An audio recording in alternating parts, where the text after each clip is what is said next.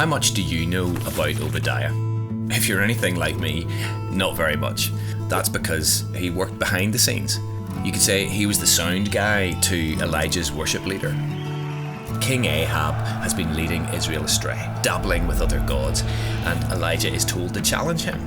But Elijah doesn't just rant about this dysfunctional political leadership from the desert, screaming into the ether on social media and drumming up signatures for his "Down with Baal" petition.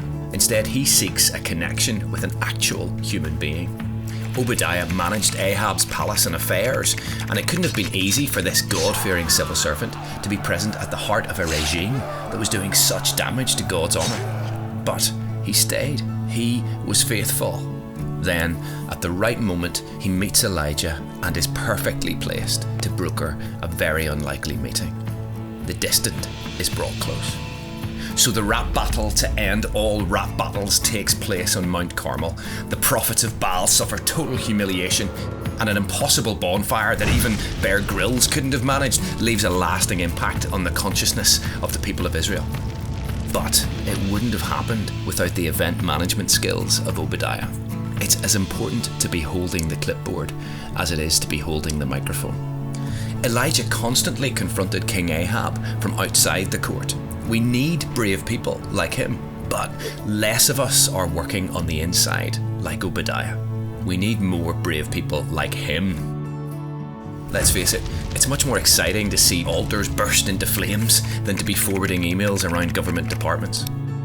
Elijah gets to be the hero of Sunday school stories. Obadiah, not so much.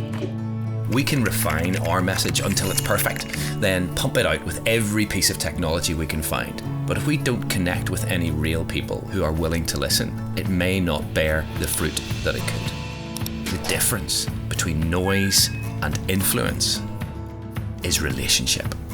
If the very nature of God is a set of relationships, could it be true that the kingdom of God never moves faster than the speed of relationships? We live in a noisy world.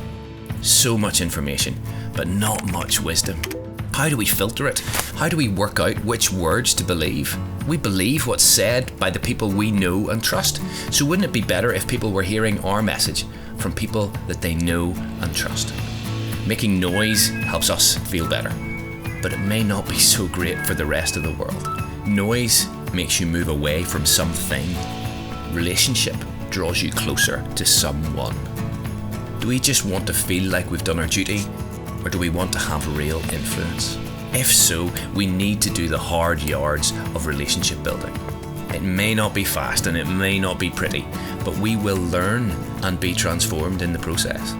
And it may just lead to moments when impossible and beautiful things cause everyone to stop and stare and say, "The Lord, He is God."